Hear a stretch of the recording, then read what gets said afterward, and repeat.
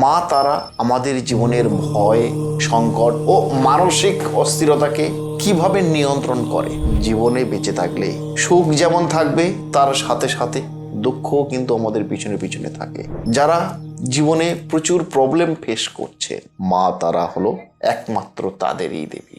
অন্ধকারের শেষে আলোটা ঠিক ফুটবে। বন্ধুরা, মা তারা হলেন ভরসার নাম, আশ্রয়ের নাম। নমস্কার দর্শক বন্ধুরা, স্বাগত জানাই আমার এই স্পিরিচুয়াল অ্যান্ড সাইকোলজি চ্যানেল আলোর দিশারি চ্যানেলে। গত ভিডিওতে আমরা জেনেছিলাম দশ মহাবিদ্যার প্রথম বিদ্যা কালী সম্পর্কে। আজ আমরা জানব দশ মহাবিদ্যার দ্বিতীয় মহাবিদ্যা মা তারা, যিনি শুধু দেবী নন, তিনি ত্রাণ কর্ত্রী, পথ প্রদর্শক ও রক্ষা কর্ত্রী। ভিডিওটি শেষ পর্যন্ত দেখুন, স্কিপ না করে, কারণ এই ভিডিওর শেষে আমি আপনাদের জানাবো মা তারা আমাদের জীবনের ভয়, সংকট ও মানসিক অস্থিরতাকে কিভাবে নিয়ন্ত্রণ করে বা কিভাবে আমাদের রক্ষা করে। সেই টোটাল বিষয়টা নিয়ে আমি এই ভিডিওতে আপনাদের সামনে আলোচনা করব। তো এই স্পিরিচুয়াল আলোচনা করার জন্য বা এই স্পিরিচুয়াল আলোচনা যদি আপনাদের ভালো লেগে থাকে, তাহলে অবশ্যই আলোর দিশারি চ্যানেলটিকে সাবস্ক্রাইব করে রাখুন এবং পাশে থাকা বেল আইকনটা প্রেস করে রাখুন। এখন এই দ্বিতীয় মহাবিদ্যা তারা, তারা মা অর্থাৎ মা তারাটা কি? তারা শব্দের অর্থ যিনি পার করেন, যিনি উদ্ধার করেন। মা তারা হলেন বিপদ থেকে উদ্ধারকারিণী। আমরা পৃথিবীতে যত নর বা যত মানুষ রয়েছি, আমরা বিপদে যখনই পড়ি মা তারার শরণাপন্ন হই, কারণ আমরা জানি যে মা তারা বিপদ থেকে উদ্ধারকারিণী এক মহান দেবী, দুঃখের সাগর পার করানো দেবী। অর্থাৎ জীবনে বেঁচে থাকলে সুখ যেমন থাকবে, তার সাথে সাথে দুঃখও কিন্তু আমাদের পিছনে পিছনে থাকে। সেই দুঃখের সাগর যিনি পার করিয়ে দেন, তিনিই হলেন মা তারা। ভয় ও অনিশ্চয়তার মধ্যে আশ্রয়, ভয় ও অনিশ্চয়তার মধ্যে আশ্রয় দিয়ে আমাদের পার করে দেন মা তারা।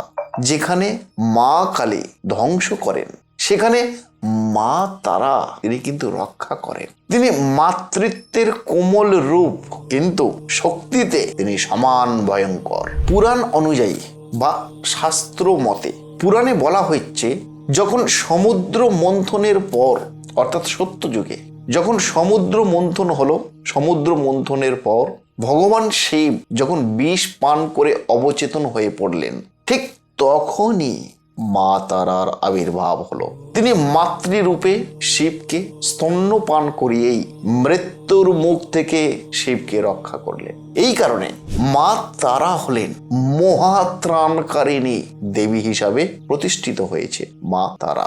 মা তারাকে আমরা কিভাবে চিনব? আমরা সবাই নাম শুনেছি বা ছবিও দেখেছি, তাও একটু আমি আপনাদের সামনে ডিসকাশন করি। মা তারার রূপ নীল বর্ণ, ভয় প্রদর্শনকারী মুদ্রা, খড়গ ও পদ্ম, শ্মশানে অবস্থান, এইগুলোর গভীর থেকে গভীরতম অর্থ রয়েছে। নীল রং মানে হলো অসীম আকাশ ও অসীম করুণা। মা তারার নীল রংকে অসীম করুণার সাথে তুলনা করা হয়েছে এবং অসীম আকাশের সঙ্গে তুলনা করা হয়েছে। ভয় মুদ্রা অর্থাৎ মানব জাতির উদ্দেশ্যে তিনি বলছেন ভয় পেও না। শ্মশান অর্থাৎ জীবনের কঠিন সত্য, সবাইকেই যেতে হবে একদিন সেই জায়গাতে। এটা আমরা জেনেও অনেকে না বোঝার ভান করি, কিন্তু এটাই হলো জীবনের কঠিন সত্য, শ্মশান। মা তারা বলেন দুঃখই তোমার শিক্ষক, কারণ দুঃখ না এলে তুমি শিক্ষা পাবে না। সুখ এলে মানুষ আনন্দ ফুর্তি এগুলোকে উপভোগ করে, কিন্তু দুঃখ যদি না আসে মানব জীবনে, তাহলে সে কোনোদিনই শিক্ষা পাবে না। সুতরাং মা তারা বলছেন যে দুঃখই হলো তোমার শিক্ষক। স্পিরিচুয়াল মতে মা তারা আমাদের শেখান আশ্রয় নেওয়া দুর্বলতা নয়, সাহায্য চাওয়া লজ্জা নয়, বিশ্বাস মানসিক শক্তি বাড়ায়। যখন মানুষ সম্পূর্ণ ভেঙে পড়ে, তখনই মা তারার শক্তি কাজ করে। তাই মা তারা শুধু দেবী নন, তিনি গুরুতত্ত্বের রূপ। যেমন অন্ধকারে নৌকার মাঝি, ঝড়ে দিক দেখানো তারকা, তাই বলা হয় গুরুই তারা, তারাই গুরু। যিনি সঠিক পথ দেখান, তিনি মা তারার আশীর্বাদ প্রাপ্ত হন। মা তারার পুজো করার অর্থ কি বা কেন আমরা পুজো করব?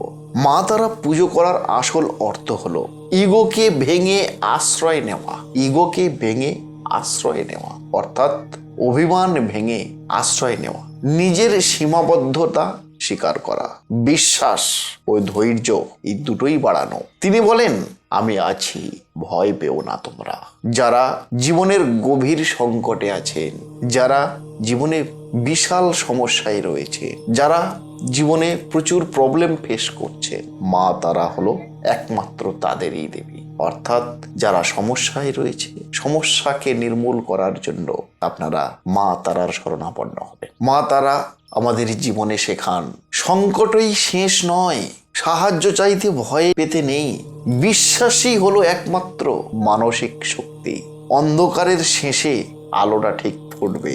বন্ধুরা, মা তারা হলেন ভরসার নাম, আশ্রয়ের নাম, মুক্তির দিশা। যদি এই ভিডিওটা আপনাকে মানসিক শান্তি দেয়, তাহলে ভিডিওটাকে বা চ্যানেলটিকে লাইক, কমেন্ট, শেয়ার, সাবস্ক্রাইব করতে ভুলবেন না। আগামী ভিডিওতে আমি আবার আপনাদের সামনে আনবো তৃতীয় মহাবিদ্যা, অর্থাৎ মা ষোড়শী বা ত্রিপুরা সুন্দরী। তাই ভিডিওটা যদি আপনাদের ভালো লাগে, তাহলে আমার এই স্পিরিচুয়াল অ্যানালিসিস চ্যানেল আলোর দিশারি, এই চ্যানেলের পাশে থাকবেন। আর ভিডিওটা শেষ করার আগে আপনাদেরকে বলবো, একবার বলে যান, জয় মা তারা, জয় মা তারা, জয় মা তারা। কারণ একমাত্র মা তারাই হলো বিপদ নাশিনী। আমি আপনাদের সুবিধার্থে যখনই বিপদে পড়বেন, মা তারার এই বীজ মন্ত্রটি আপনারা জপ করবেন, যার যেমন সুবিধা। ওং হ্রিং শ্রিং হুং ফট। আবার বলি, ওং হ্রিং শ্রিং হুং ফট। এটি হলো মা তারার বীজ মন্ত্র।